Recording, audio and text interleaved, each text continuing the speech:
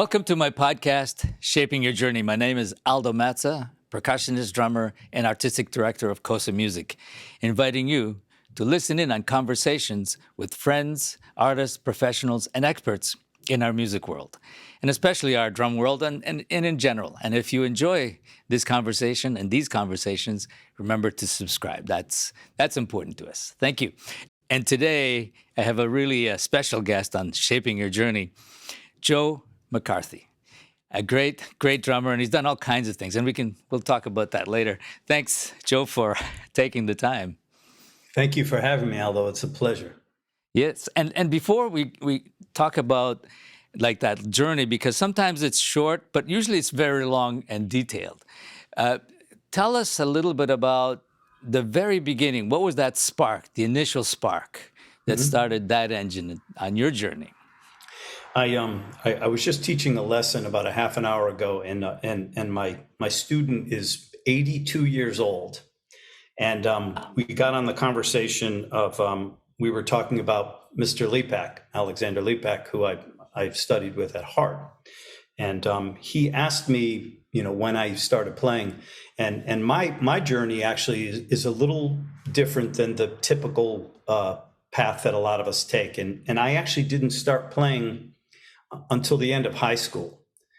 And I was studying with a jazz drummer, just a young man who I never had met before. He said to me that he was studying with this man, and his name was Art Peretta. And Art Peretta was an old bebop drummer who had spent years with Tony Pastor, played with a bunch of the swing bands, mainly during the late 40s and 50s. And I started taking lessons with him. And he said to me, you are going to Hart and you are going to study with Alexander Lipak. And I'm like, man, there's no way I'm going to be able to get in there. I can't even play. He said, mark my words. So a year and a half later, I was at Hart and I had no idea what I was doing. And, I just, I knew through my mother always had an amazing record collection, and it was very diverse.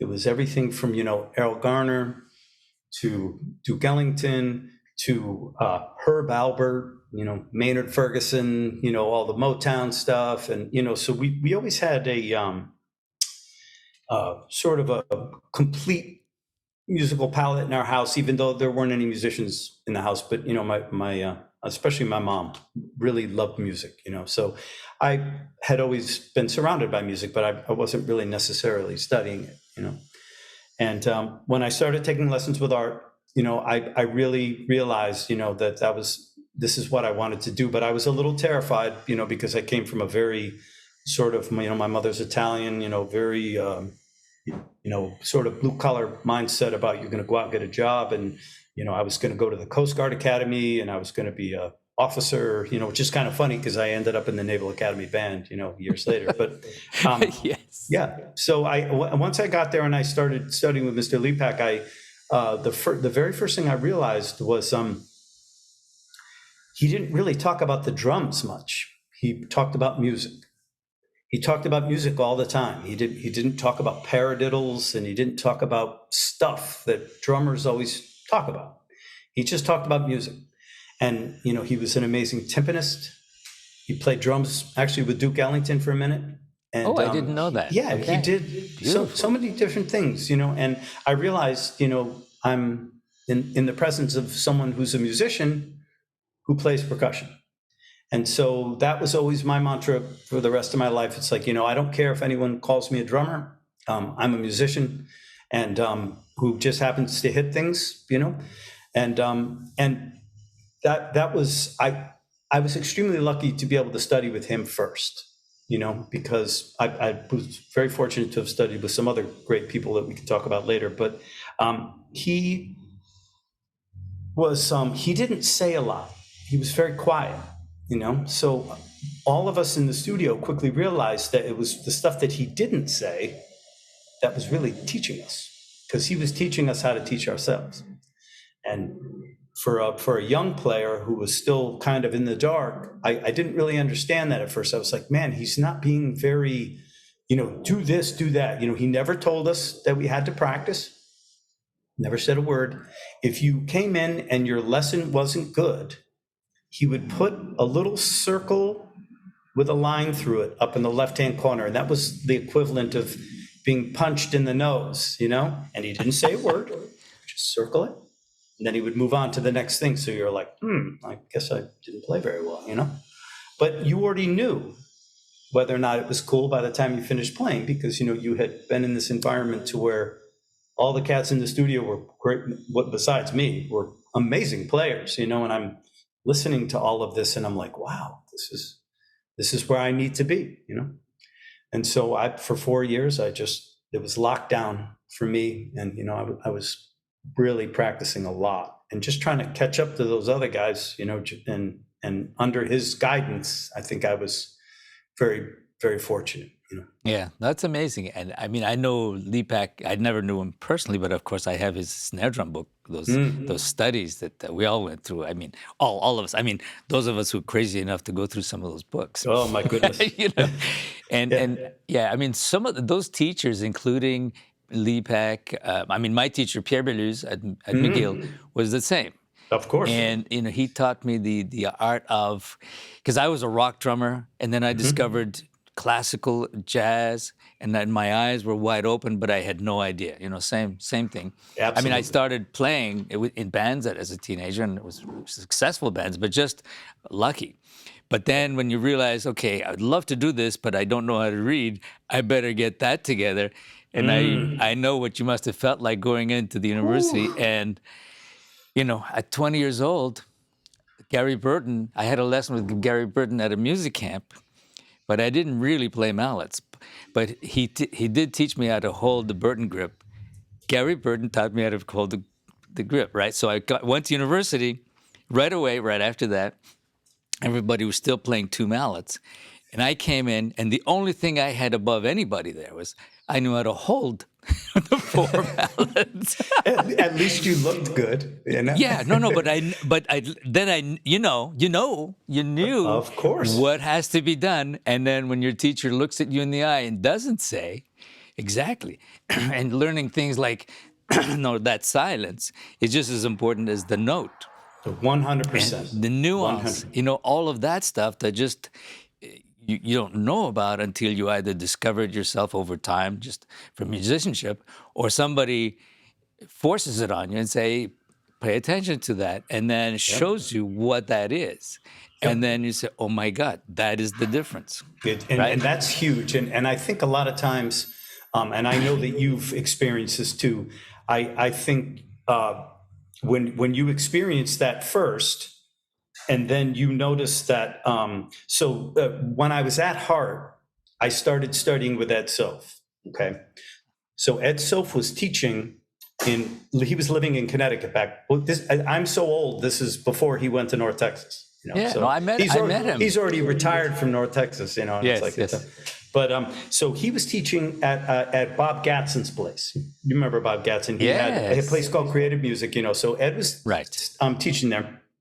And so because I was studying with Mr. Lepak, studying with Ed Soph was like, I couldn't tell anybody. So literally everybody I was going to school with, I couldn't tell them I was studying with Ed because, Mr. Lepak would be offended. So every Monday I would sneak down and take my lesson with Ed. And then Ed played in a big band on Monday night. So then I would go watch him play, So I was nice. Living like it was like having a girlfriend when you were married, type thing. And it was just like cool. And Ed's style of teaching was quite a bit different than Mr. Lepak's because, and I know that Ed. Ed is extremely detailed. And I always thought of Ed as being, it was like when you would go to the doctor to get a prescription. And so Ed listens to any person play for 30 seconds, and then he starts writing with his beautiful handwriting, and his handwriting, that famous. I still have his letters he used to write back to me on. See? Yeah, it was amazing. Everybody always would say, what beautiful handwriting, Yeah. But of course, he would be cursing you out with his beautiful handwriting, giving you 50 pages of things to fix your playing. So I had two like very different schools, when you think about, you know how some people, when they study, especially now, you know, people that, well, for instance, want to get into a symphony orchestra, you know, and I went through that whole thing, the whole classical thing, where, you know, you're studying your excerpts and doing things that are just incredibly, you know, micromanaged type stuff. And when you would play your excerpts with Leapak, you would play them in your lesson, and then you would be like, well, aren't we going to go over all the different stickings for Porgy and Bess? And he would look at me and be like, use your own stickings for Porgy and Bess, you know, listen to the records and phrase it the way you hear it, you know. But this is the way Arnie Lang, he's like, hey, you do it the way you need to do it. And if you notice in his snare drum book, you don't see a sticking in any of those books, because you decide what the stickings are going to be. And so as a young player, getting that type of training, and then Ed having such a refined methodology for the way that he taught drum set, it was like, man, I was getting two of the best worlds, but still being young enough that it was like, man, that was a lot of information, you know. Still, it took me years to get that to sit, you know. Yeah, that's fantastic. I mean, that reminds me also, and people go through this. Back in that day, I also, when I was doing my bachelor's performance degree in classical percussion, there was no jazz program. There were jazz bands and there, you know, all of that stuff. So by the end, I was going to New York, flying back and forth every month, studying with people there and drummers around that I could find.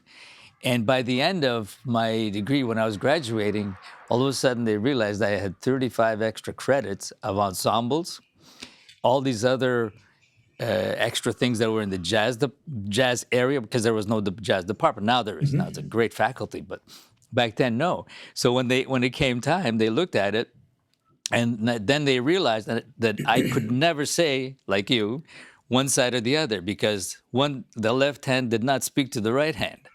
And 100%. it was forbidden. Although my Pierre Belus was a jazz drummer in the clubs, so he knew. But I couldn't study with certain people because it was you know, I couldn't say it publicly there because it just went to the wrong place. So in the end, they said, so you have a double degree here that we don't offer. And I said, well, I guess you do now. I don't know. So now I have a double degree in jazz performance and classical performance and percussion. Yep.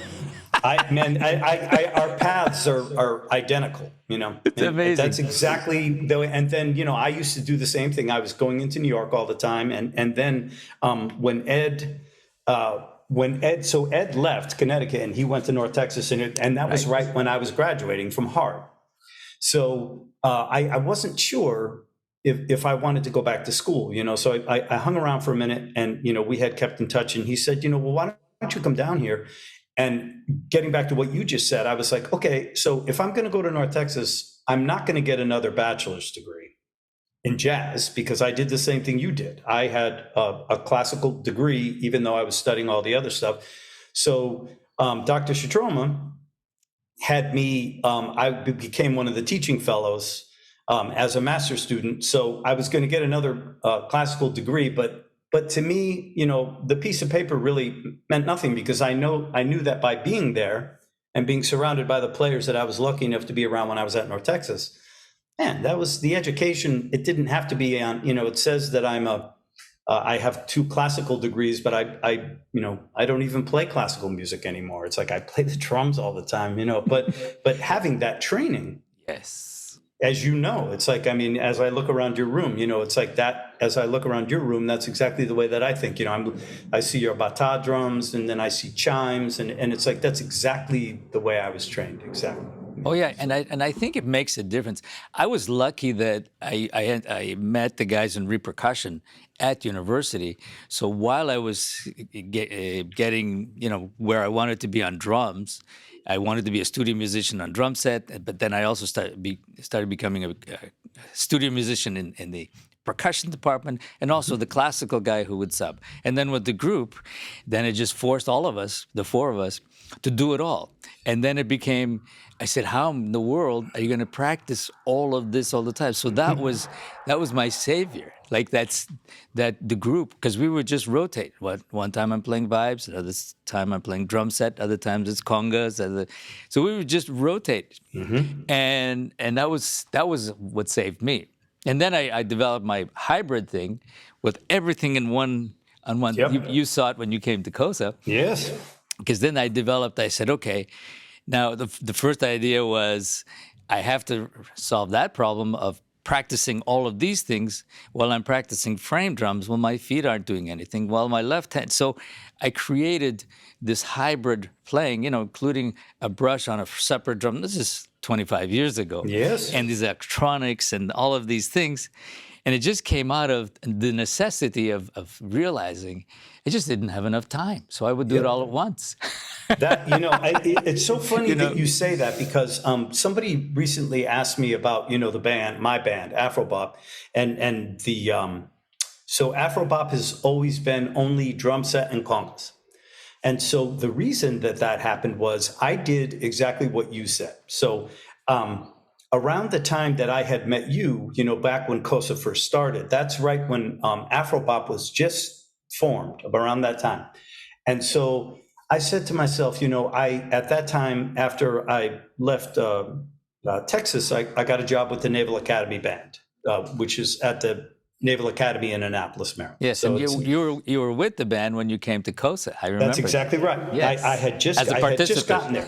That's exactly right. So, after living there for a minute, it was like, okay, DC has a very fertile scene, but DC didn't really have like a Latin jazz group. I mean, and I'm using Latin jazz in a very, I'm just using the term because that's what everybody uses. But there were a lot of bands that were playing a lot of salsa music, and, and obviously there's a lot of great jazz players there. So I was like, okay, I had been going into New York, and, I was, had spent a lot of time with Johnny Almendra and Victor Rendon and Frankie Malave, and, taking lessons with all those guys, and purposely not taking drum set lessons, but just studying the percussion correctly, and then I was going to take that and put it on the drums. So I was like, okay, if I'm really going to learn this stuff, like you said, because I was so busy with the band, and I was doing the same thing you did. I was getting calls for a lot of symphonic stuff in addition to the drum set stuff, and then being called for a lot of theater stuff, and so you're doing all this stuff, you don't have any time to practice, So I'm like, all right, so if we start the band, I'm going to play all of the parts except congas. So I'm going to play that. I'll be the timbale player, I'll be the bongo player, be the bell player. And so that's how I develop my approach to the band.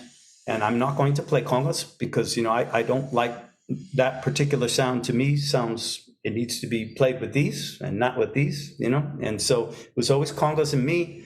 And then I would fill out the rest of the groove on the drums. And I think that, when you were talking about your hybrid approach, I think that that's exactly the way that I approach not just Afro-Cuban music, but approaching the drum set, in terms of just color, and maybe if you and I hadn't had our orchestral training, maybe we would hear color different.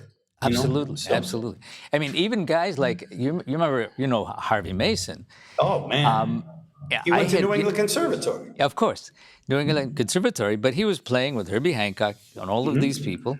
And he was an amazing drummer. And I only knew him as a drummer.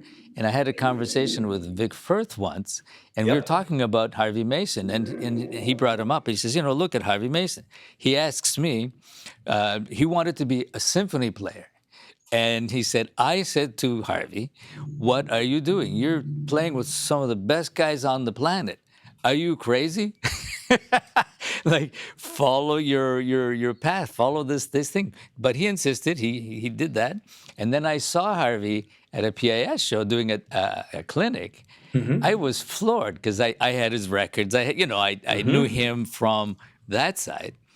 And I also met Harvey once in a session in New York.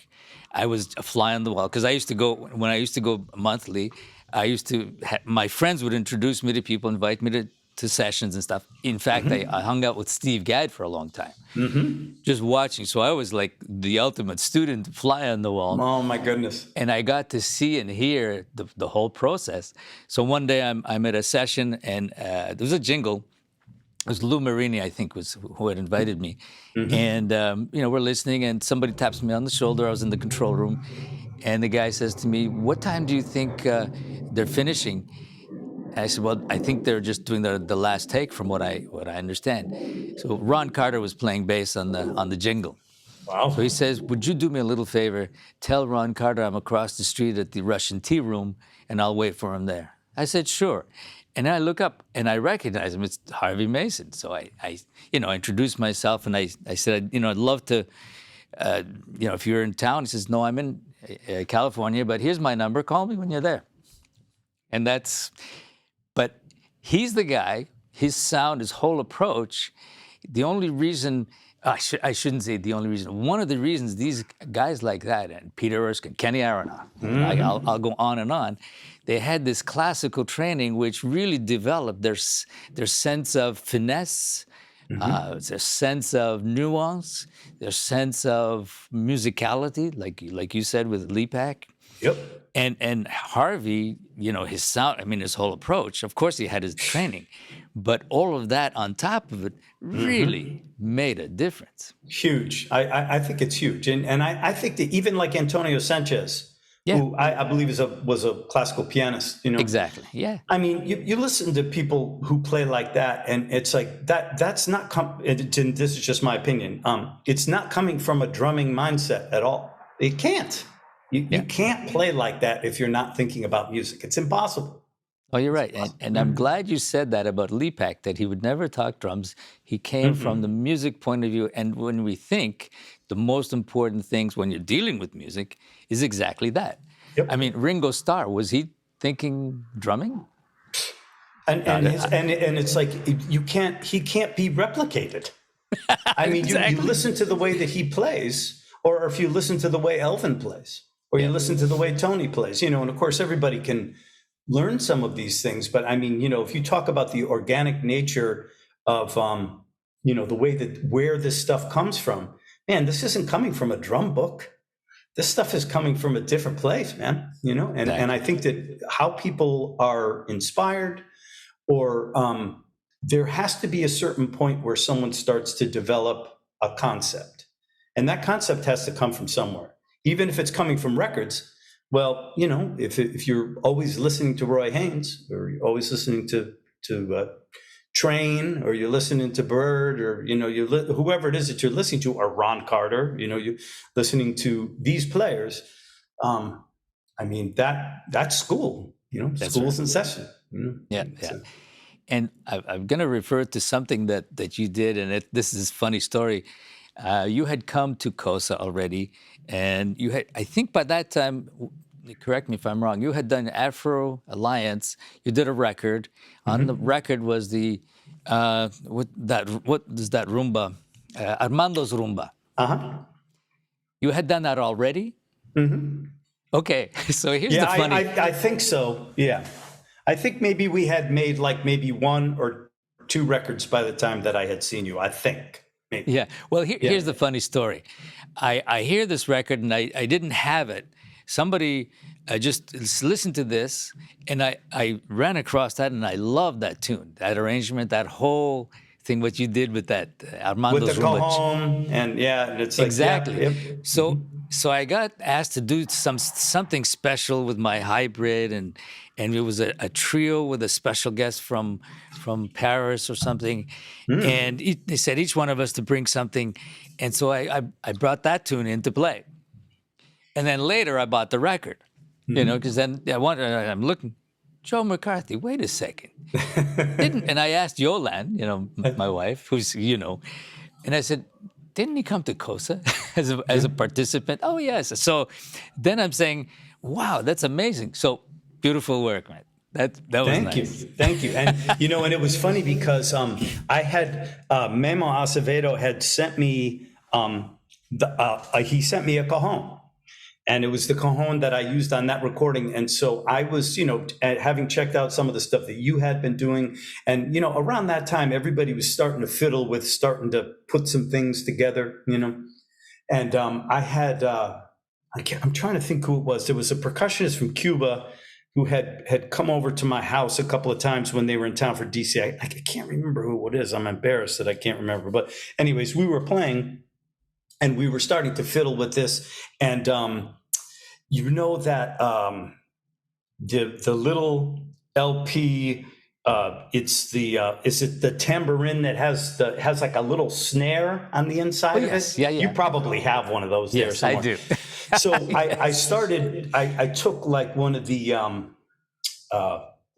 plastic brushes, and so I was using that on the tambourine, and then I was playing the cajon, and then I think on that track I was using some bells with my feet or something, and just came up with that thing, Nice. So and so it's exactly checking out what all you other guys were doing with trying to just put some things together, and it seemed like, because we put strings on that track, and it was like, you know what, I'm not gonna play drums on this track. I'm gonna just try and make this a little lighter, like a little lighter feel or something. So it was fun. It was fun recording that. Yeah, and a nice concept.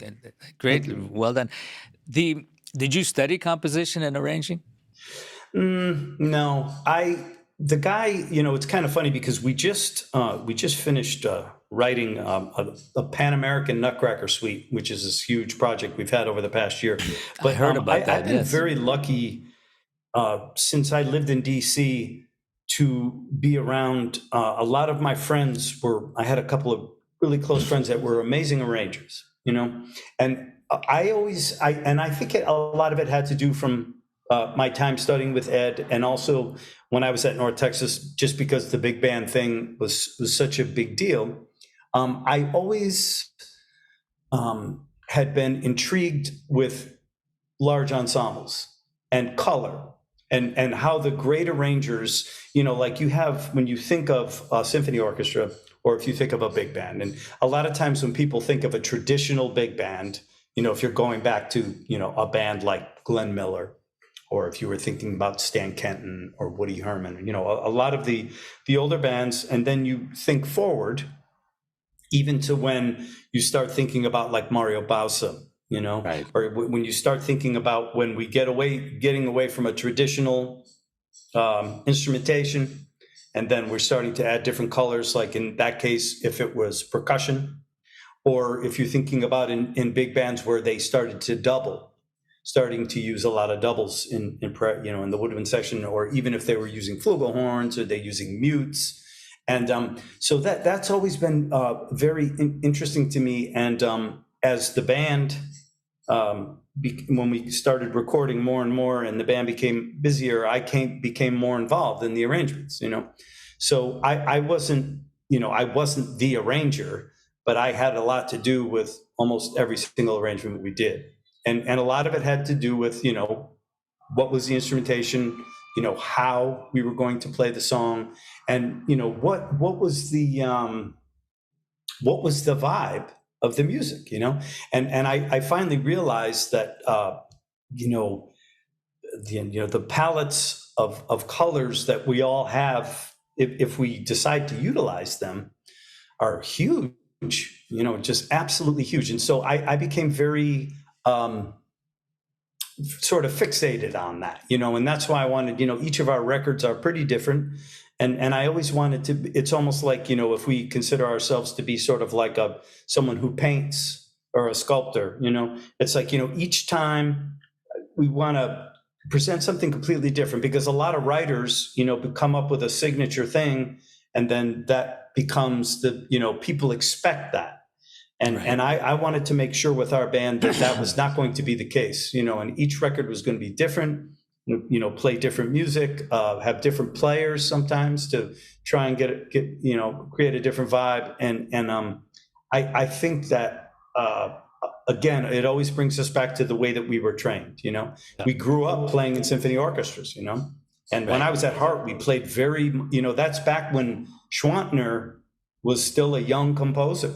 A lot of people didn't even know who he was, Right, and we were reading these manuscript parts. We couldn't even read them they had all these crazy stuff that we had to play. And it was like, how are we going to play? It's like slide whistle solos, like written out slide whistle solos. And we would be back there, you're trying to find your first note. You have to play a slide whistle solo with the trombones. It's like, how am I going to get this C sharp? I'm like hiding under the xylophone trying to get this note. It's like, what are we doing? You know?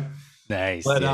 But I think that had a lot to do to shape where we come up with all these crazy ideas that we come up with, because they're actually not so crazy. Because no, it's just expansion of your mind, and it's nice to have people around who will challenge you and say, hey, what about this? You know, like Ed was a good example, because I first met Ed at a Jamie Aebersold camp, right?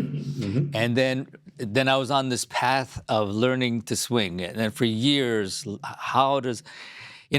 who do I speak to about that? So, playing in the big band, and then, because I also met him in one of the big band camps. So I was doing all of these camps. Anything that moved, I was there.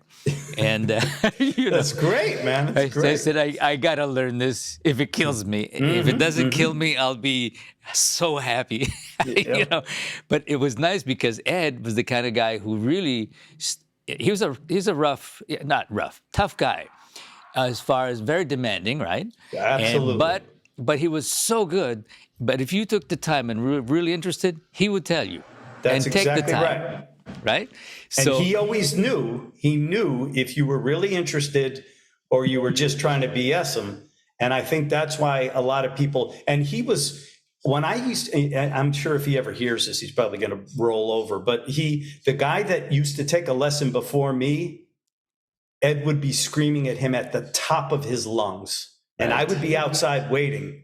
And I knew if I wasn't ready, here it comes, man. Here it comes. But it was like, hey, it was like he made it very clear that if you wanted to be there, you probably should be prepared. And you probably should take the time. Because he's so incredibly intelligent. Yes. That, people that, and I feel, I hate to say this, it's like, and this too, you have students who their parents make them take lessons, and those kids with me, they usually only last a couple of weeks. And then I just call their parents and I say, goodbye. I'm not teaching them. If they're here, I'm a terrible babysitter.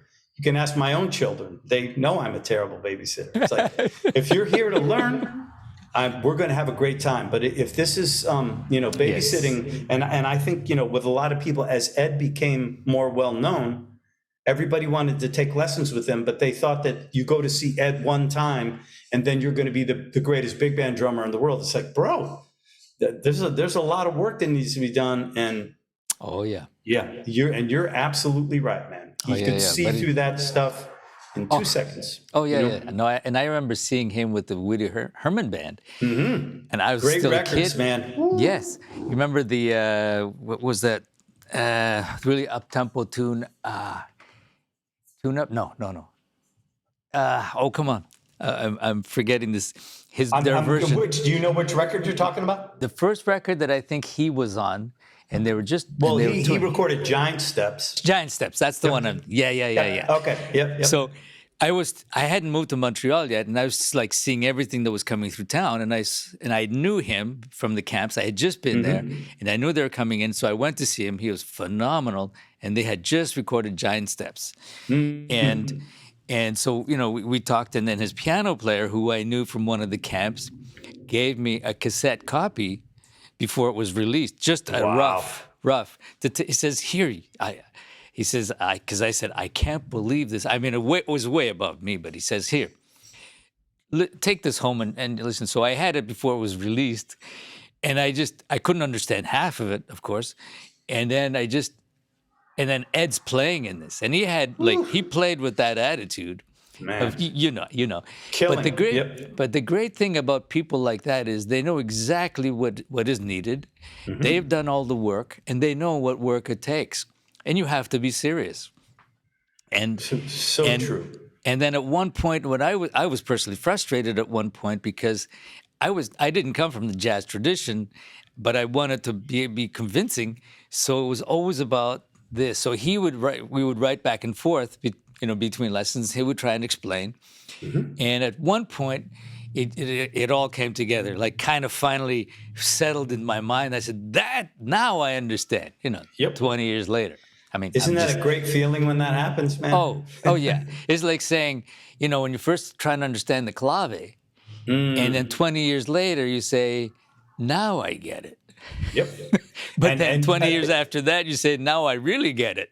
Oh, you are so right. And so, getting back to, we're letting all the cats out of the bag here. But that time that I came, the first time to KoSA, so Bobby was there. Bobby Sanabria was there. Yes. And so he was doing his class.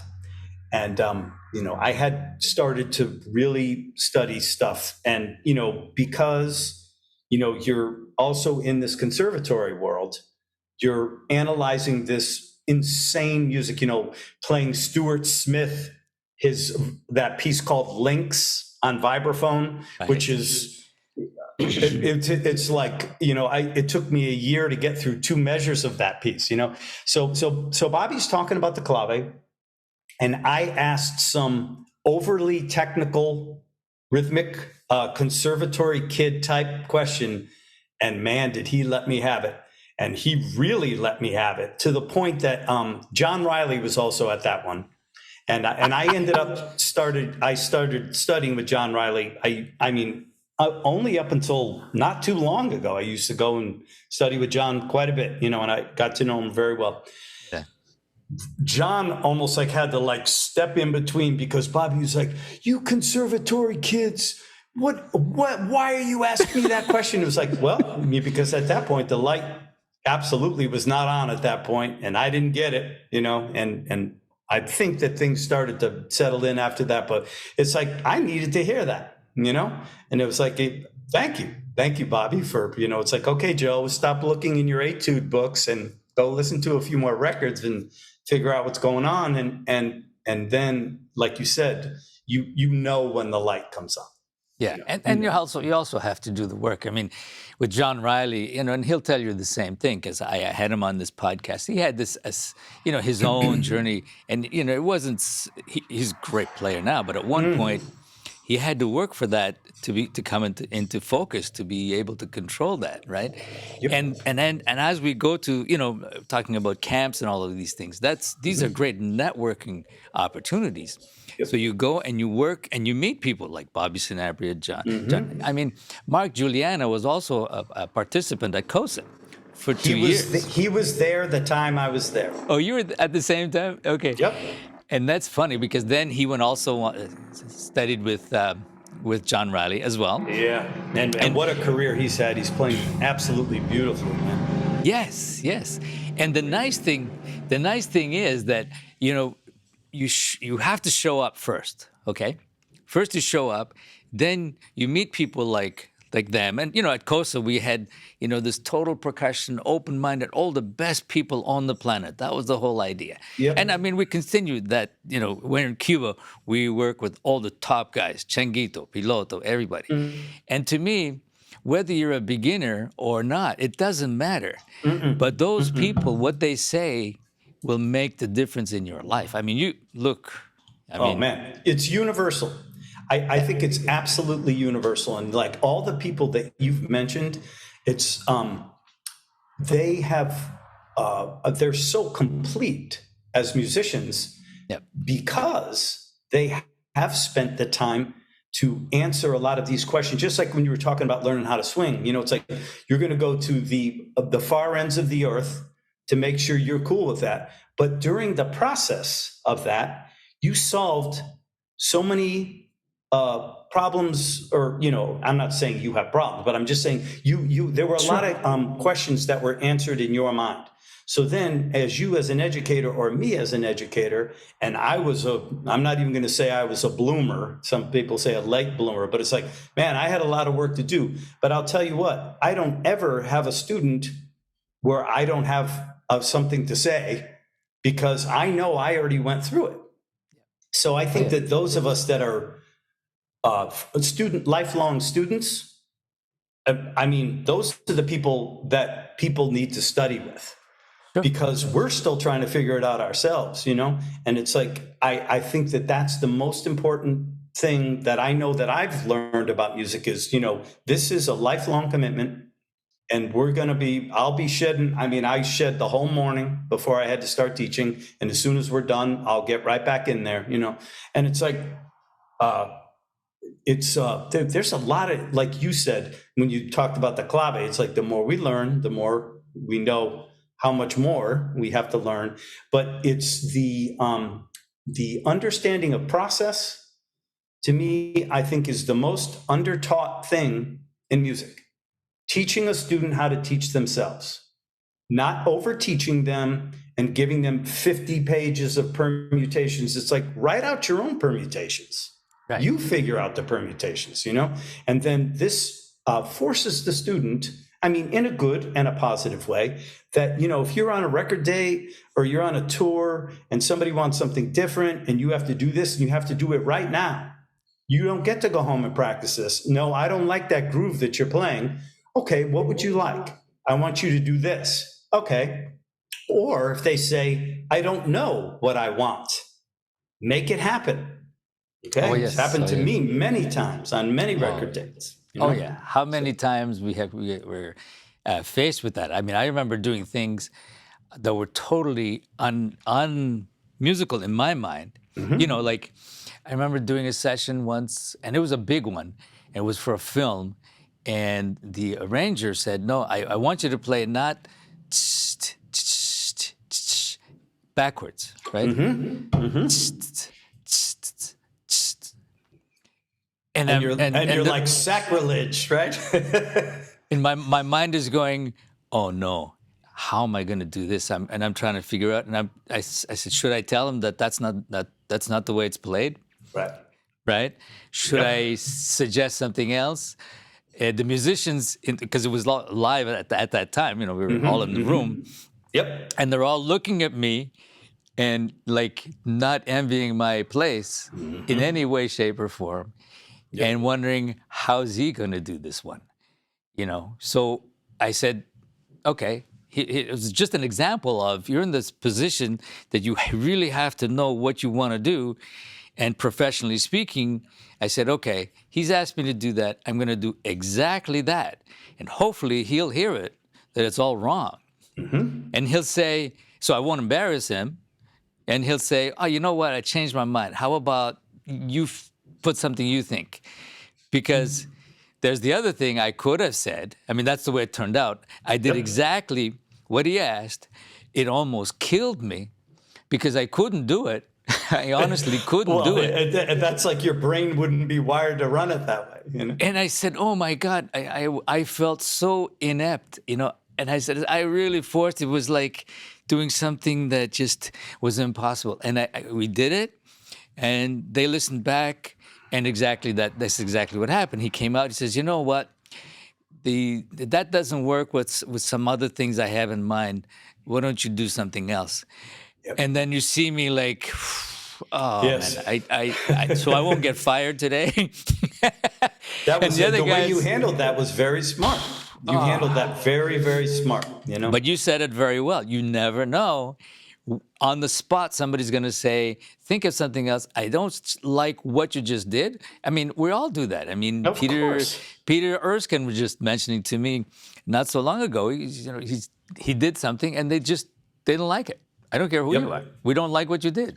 So it doesn't matter who you are. You don't take yourself seriously. You take what you're doing seriously and leave it at that. We're fortunate to be able to do this, right? That's it, 100%. And it's like, and if you really think about that, it's like, so how, when you think about the way that people play or why they play. So, when you think about the musicians that really make the music sound good, their number one priority is the music. Now, we both know many players who are much more concerned about what they are going to sound like on the track and how much of their personality they can, spread all over the track. And I think that you can always hear that when you listen to music. And the people that are always on everybody's records, there's a reason for that, And I think that if you really honestly are committed to making either the artist's music or your own music if you're being as sincere to the music, not to your technique or a new cymbal that you just got, or you've been working on this polywana cracker thing that's going to show up in this tune that doesn't fit. Don't do it, man. And when we recorded the Nutcracker, Speaking of which, wait, before you say that, I really want to congratulate you, first of all. When I saw that you were doing that, I said, oh, I wish I could be in New York to watch this. A student of mine actually was there at that show, and she told me about it. Oh, my goodness. Oh, that's right. I met her. Yes. She did. She lives in Montreal, doesn't she? Yes. Yes, that's right. Because she came to the show and she told me that you guys are very friendly. Was she in town for a gig or something, right? She was in town, and it was short. And then she said, we went to see a bunch of concerts, and she saw this, and I said, oh, well, I said, who you were, and our relationship, and what you were doing, and I knew that you were doing this project. I said, that is brilliant. And I said, I'm glad you went, and she said, and it was amazing. So she was very nice. She was very nice. And it's like, getting back to what you were saying, about like if you're on a record date and someone is saying something about, what needs to be played. Sometimes if you have the, if you're the leader or you're the one who's in charge, I've noticed for myself that, the longer that I lead the band, the less concerned I am about like my drumming stuff and more concerned about how it's going to make the other guys in the band sound better, and I'm not, and that's just my style of playing too. I'm not looking to be, the front and center. I would prefer that my playing is, it just makes the music sound great, And so I think that sometimes when you're preparing for a project like that, to where you're trying to decide what it is that you're going to play, sometimes it's kind of terrifying. It's like, what I don't know what I'm going to play on this.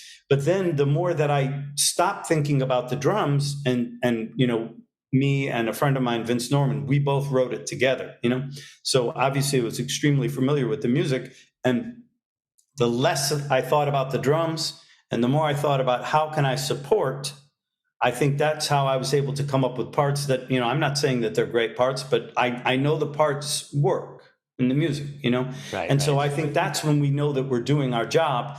And then, all of the cool guy stuff, as I call it, in the drumming world, let that stuff happen as a result to make the music sound better instead of, this has to be this, it's like, because if it doesn't fit the music, it sounds silly. Yeah. I don't know. I don't know how you feel about that. But absolutely. I mean, that we play music, we're not the art, that piece of art that is hung on the wall. Personally, we are there to be part of this process, and I have always considered myself very fortunate to even be doing this. And of course, I'll do the work, but what the payoff is, all that joy and all the ideas that you have that then you're able to do and help others in the meantime. Serve the music, serve people, everybody. Hey, try this, try that, and for me, that's just an amazing thing. And and then you have other developments. I mean, in your case, you had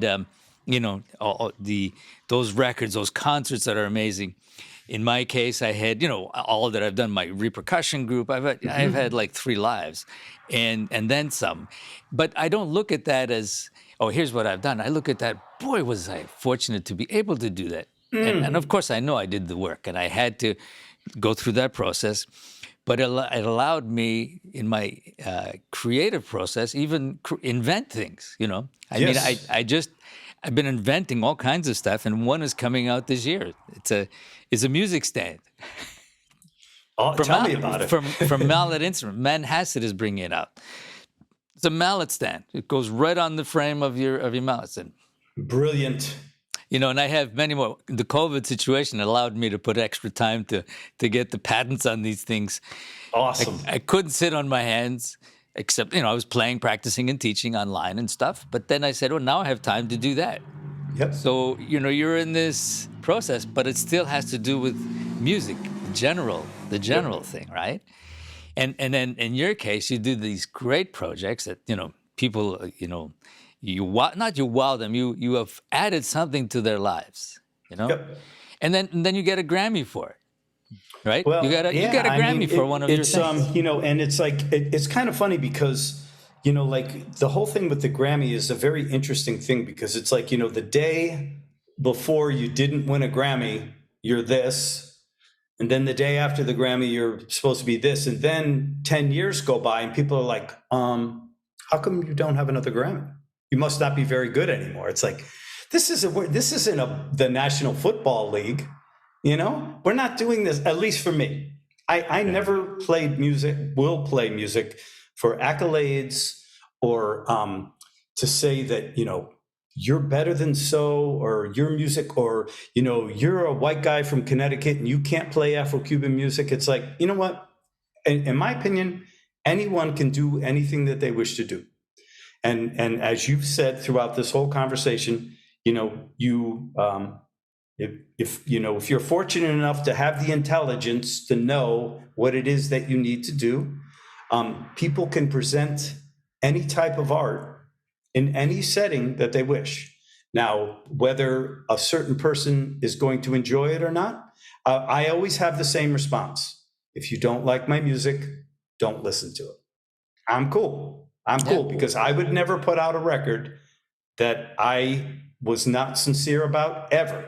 Now, whether someone's going to enjoy it or not, I hope that they enjoy it. And I know that we all grew as a part of that. And it's like, it would be the same thing as when people would follow a very famous, a writer, for instance. People like the way someone writes.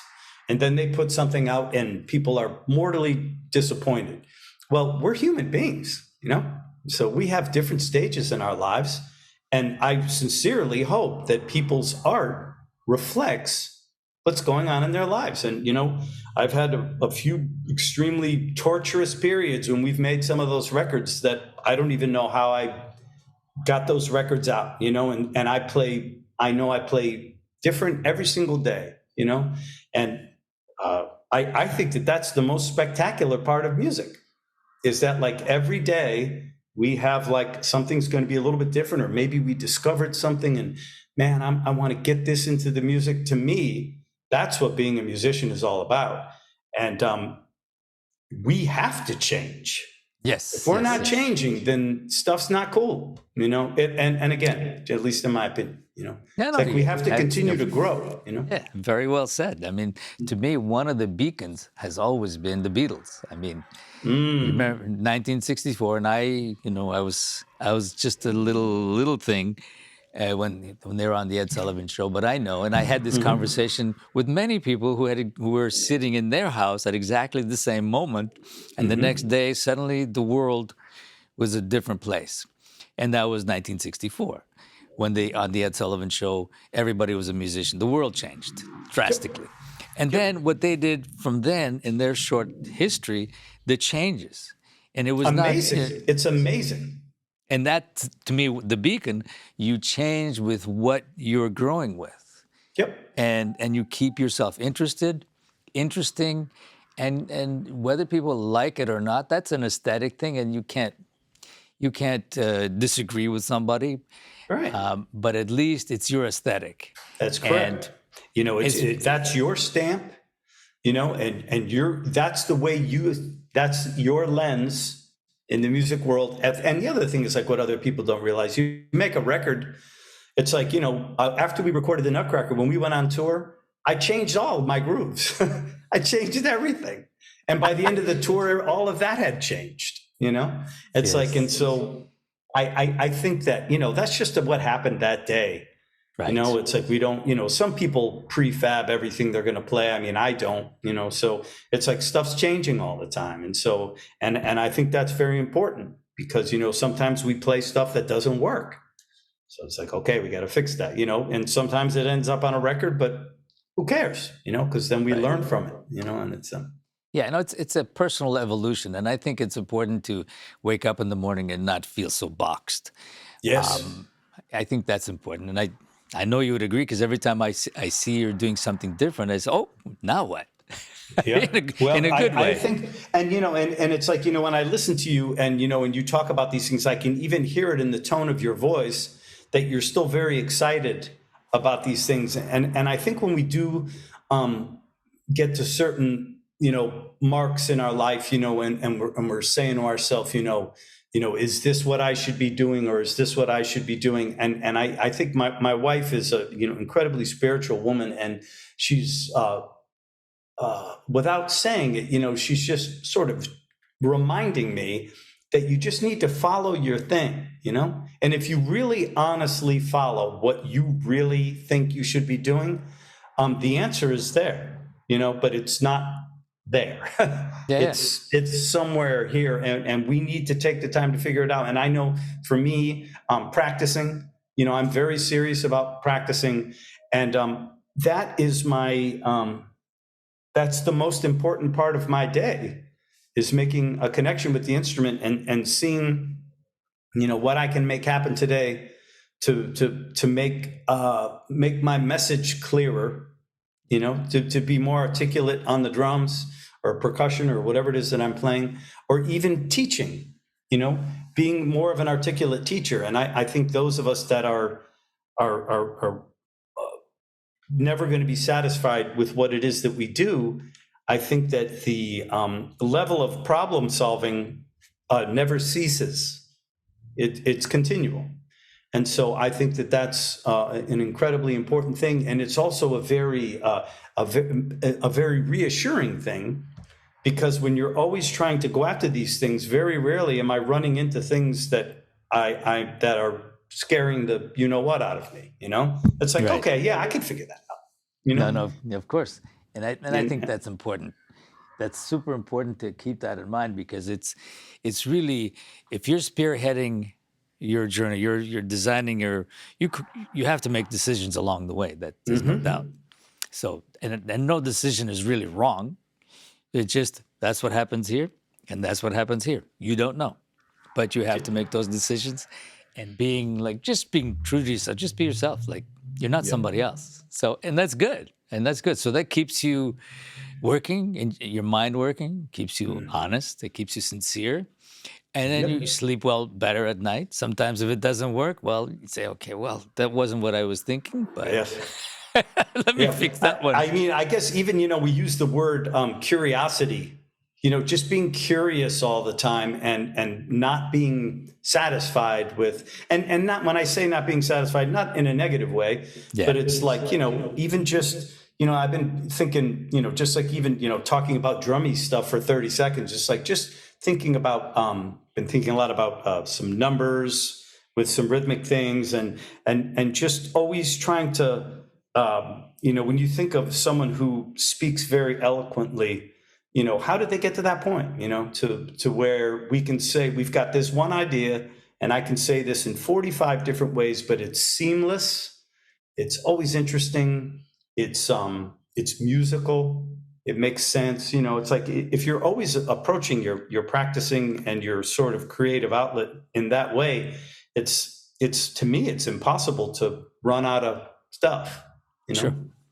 Because you're always perfecting it, and then you never really finish, which is a good thing. You never really arrive, which is, I dread the day I arrive, or even think I arrive. Right? I've long dismissed that from my bucket list. But if you think about it, the journey is the most important thing. The journey is really what it is. It's kind of like when you go to school. You say you went to this school, you went to that school, and I remember when I was in the Navy band, I was there for 20 years. So, and I used to sit on almost all of the auditions, and there were a lot of auditions, and people would come in, and the very first thing they want to do is they want everyone to know where they went to school. I went to Eastman, I went to Juilliard, I went to wherever they went, and the only thing the panel would say would be, okay, that's great. Can we hear you play now? We really don't care where you went to school, So it's like when it's almost like going back to being a child, And I'm reading this book right now, and sort of like a philosophical book, and the author just keeps reverting back to how important it is to remember to think like a child. And it's like, man, it makes a lot of sense, because In what way think like a child? Like well, the curiosity being aspect? fearless. Yeah, being fearless, and like the more we know, the more we're worried about other people's perceptions, or was that the right financial move, or this or that. And then when we're young, it's kind of like when you speak to a young student, and they just have no filter whatsoever. And sometimes it's so refreshing. How are you today? I'm terrible. Are you enjoying this material? No, not at all. I really don't want to learn about this. It's just like every once in a while, it's just kind of refreshing to, just approach something. I guess what I'm trying to say, what he was trying to say, is to approach without consequence. Yeah. And without huge, yeah, and without expectation also. The expectation and thinking of the concert, what are they going to think? And, is that whole, then we launch another side of things that is really not interesting, really, at the end of the day. And that brings you, starts to take you down the dark road. And for a lot of us, sometimes that's a hard hole to climb out of, and it's you have to remember to be positive. Yeah. Now, I was going to say, I mentioned earlier because you did win a Latin Grammy, and you were nominated for another, you have that going, or you had that. So that's really nice.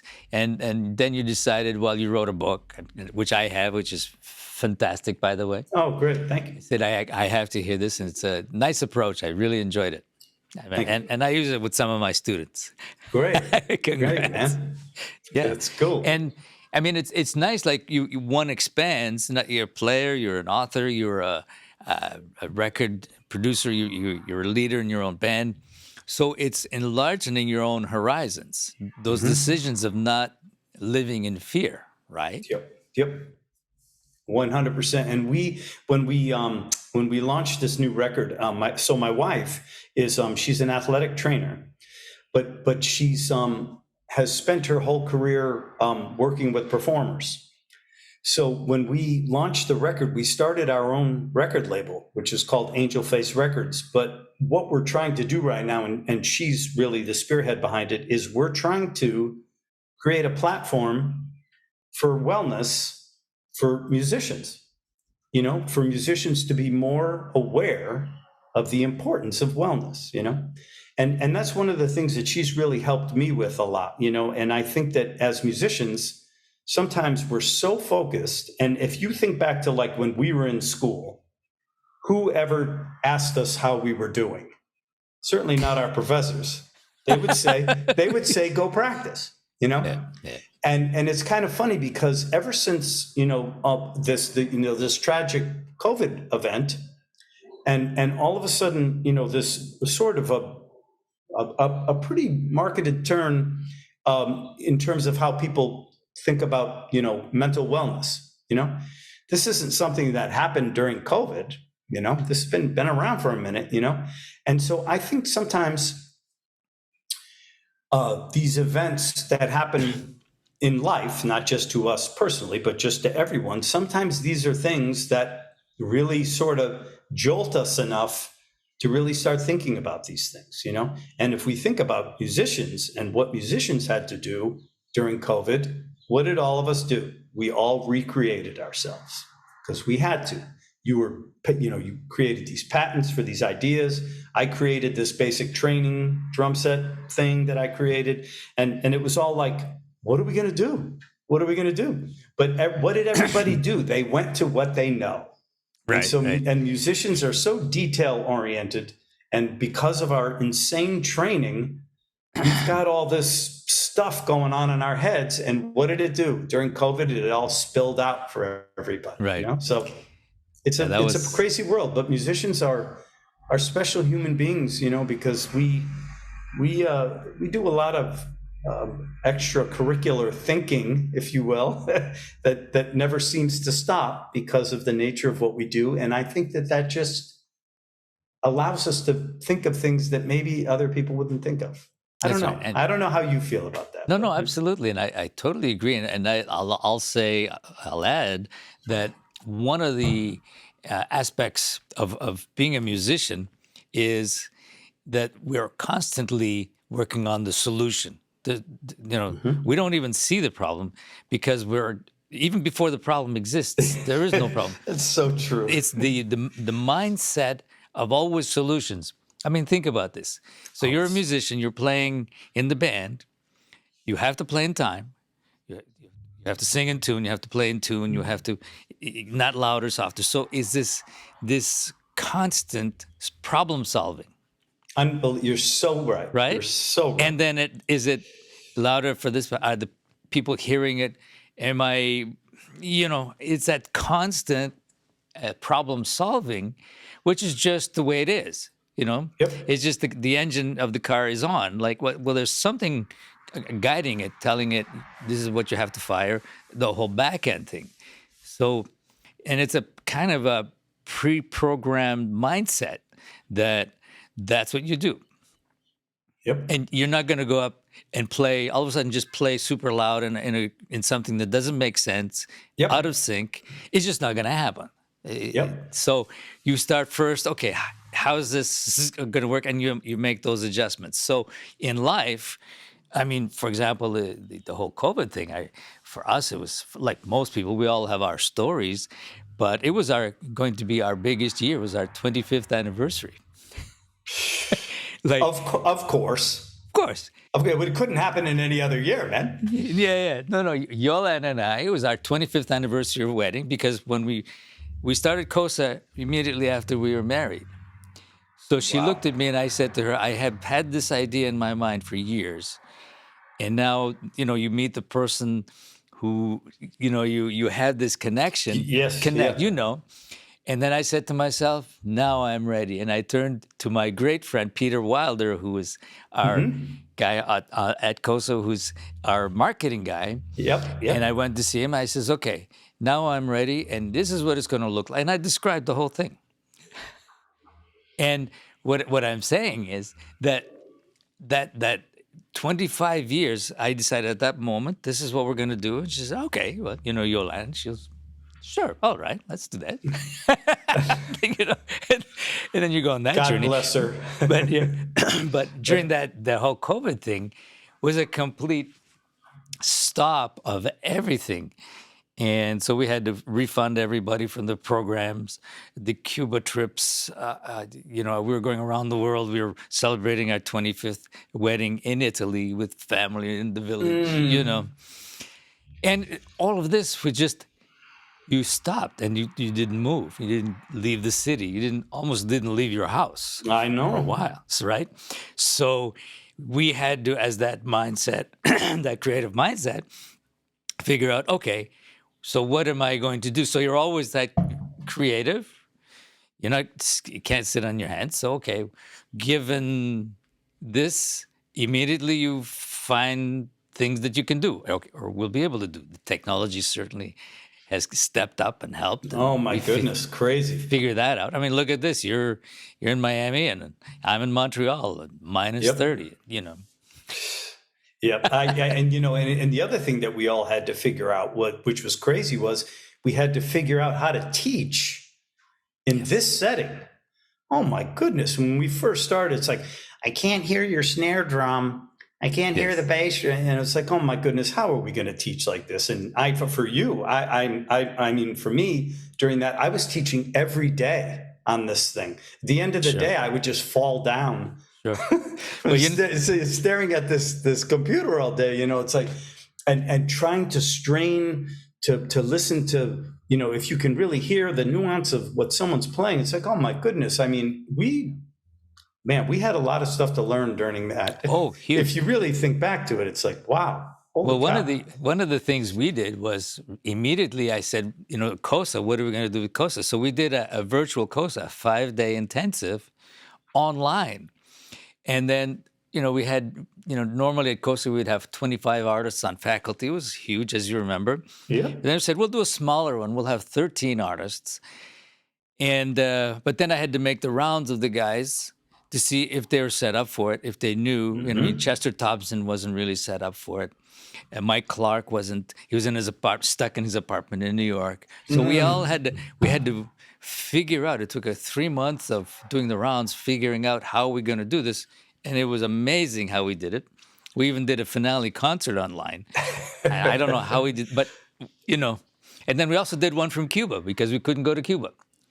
the 2-day intensive live from Havana, hosted by us here.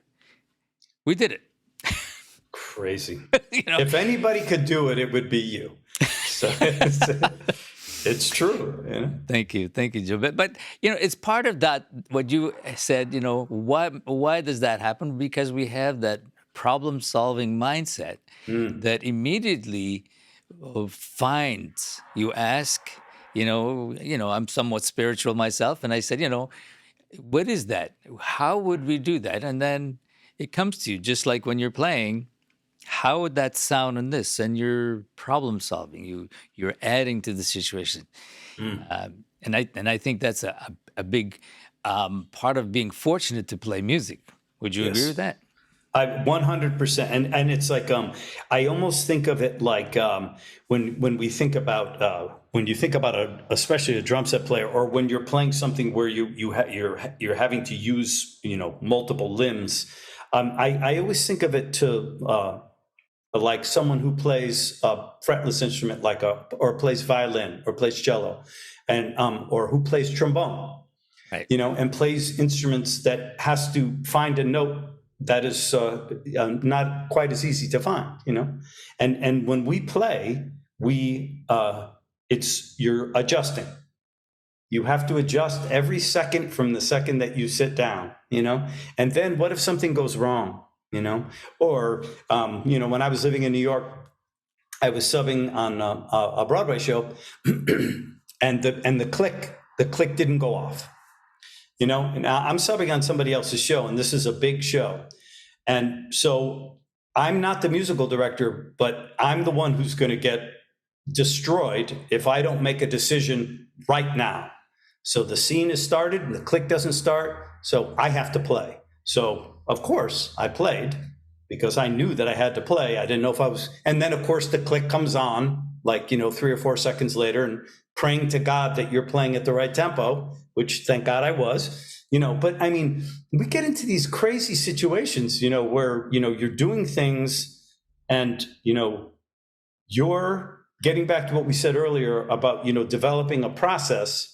The only thing that's going to save your life is the process. So it's like, the whole reason I created this basic training system was we think about how we're trained as musicians. So you're in rehearsal. What do you do 100 times when you're in rehearsal, especially at school? You stop. You stop. Every time somebody makes a mistake, the conductor's like this, the whole rehearsal. And then, of course, for young kids, when they go to do the Christmas concert, they've never even played the song from the beginning to the end because the conductor stops after every single measure. So these, and then coupled with our society now, and again, I'm not trying to be negative, but we have a very short attention span in our society right now. When I say short, I don't think it exists. Right. So I force all of my students to understand the importance of being able to continue to play. So if you're playing over a form, or if you're playing an exercise that's over a certain amount of bars, even though it gets to the point where they never want to speak to you again for the rest of your life, I make them count out loud. If you're playing over a 4-bar form, and you are going to count that 4-bar form, if the building catches on fire, you are still going to count. Why? Because the building might catch on fire during the concert, and you know what I mean? And you have to know where you are. We have to understand the importance of when we're teaching. You have to have some portion, a large portion of what you do off stage that reflects what you actually do. And a lot of people just don't teach that way. And that bothers me because I have a lot of these students and even professionals that come to me for, it's like you ask them to count when they're playing and they can't do it. Yeah, they say it's hard. Well, of course it's hard. Of course it's hard. But what it does is you can create a scenario just playing with yourself, not even listening to a record. You can play a tune just by visualizing, using your voice, or, creating a vamp or creating a form. You're blowing over the form. Can you blow over the form and still count? We have to know how to do these things, Oh, it's and it's huge, exactly my man. It's approach. huge. Oh, yes. And I've lost a few students because of that, because I insisted on that. And yeah, So have I. but but I think it's the right way. But not everybody has the patience for it. So Of course. yeah, But just understanding that, getting back to what you said about being in the trenches, you know, reading out of a drum book is not going to prepare you for the trenches. You have to actually be in the trench to play in the trench. yeah, So for people that are practicing, you have to practice the way that you're going to perform, because that's the closest you're going to get to, because we know that we perform unless it's a controlled setting. But even in a controlled setting, when you're playing with a click and then the click doesn't come on, it's not a controlled setting anymore. It's actually an earthquake, So we have to prepare for the unexpected. absolutely. And the only way that we can do that is to be confident. And the only way we can be confident is to understand what really is important to being a great musician, And Yeah, very well said. Very well said. so. And just in brief, like what are you working on now? What's moving forward for Joe McCarthy? Well, so we, sort of piggybacking on what you've been doing for years and years, we created this little 2-day percussion experience, which I'm calling the Total Percussion Intensive. Was just a 2-day. The way it's set up is it's total percussion, meaning even if a drum set player comes, everyone goes to everything. So there's going to be some orchestral percussion, Afro-Cuban percussion. There's going to be rudimental drumming. There's going to be jazz vibes, because I really think that a lot of percussionists,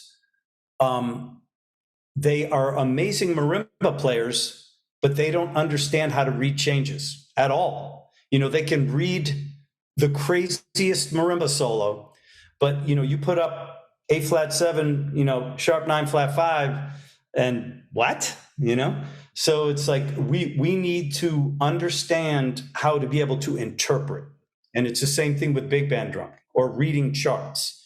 You're getting a piece of music and being able to play it the way Aldo would play it, because you understand that when you see a piece of music, there's really nothing on that piece of music, but how, in a very short period of time, are you going to be able to create a work of art out of a bunch of slashes, So that's one of the things that's going on. I'm working on a record with a wonderful pianist in New York, Hector Martignon. Oh, I know Hector. Yeah, I'm sure. Yes. And so we're writing a record. We had him with the house band playing with us when we launched the video, the KoSA instructional video. So we did a big launch in New York, and he was our piano player. Great, beautiful player, and please beautiful say hello human from being. me. Yes. Oh, I will. And he's a great writer. So we're working on a record that we've been working on for a while, which is another large through composed work. Nice. So that's happening, and actually. Next week, we're putting strings to the Nutcracker. Nice. So we're starting to expand it, and we're also we're adding dance to it. So next year when we go out on tour, it's going to be sort of a larger presentation. And it's modern dance. It's not ballet, and so we've been working pretty hard trying to get ready for the next season. We've got an agent who's putting together a tour for next year. So that's a big thing that's happening. And then I'm going to finally video record all of the basic training drum set stuff so it can be available to people in a complete system. So beautiful. That's kind of what's going on right now. So in other words, your short answer is nothing. Yes, a whole bunch of nothing. Beautiful. That's so nice to hear, Joe. Seriously, I love to hear, like, we're alive and we're doing stuff. We're mixing, we're putting it out there. And I wish you well with all of this. And I also want to thank you for joining me. It's always a pleasure, man. Even though we haven't seen each other for years, you cross paths, or you hear about it, you read about. So it's always nice to see and hear that good Thank people you are so doing much great for having things. me. It is an honor to spend some time with you. And I have great respect for everything that you've done. And you're definitely a person have always been inspired by. So thank you for having me. I greatly appreciate it. I appreciate that, and thank you for saying that. It's always Yeah, nice to hear that from friends. yeah, Thank you. man. I totally mean that. It's a wonderful, wonderful hang. I feel good now. Yay! Thank you. And as I always say, to be continued.